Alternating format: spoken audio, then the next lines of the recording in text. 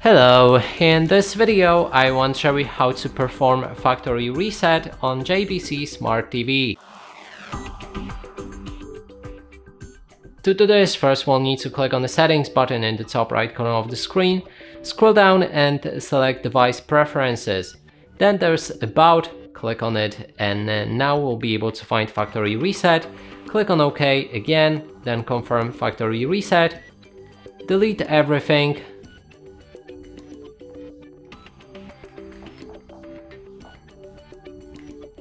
then wait a few moments till your TV reboots, and it should start with the setup sign.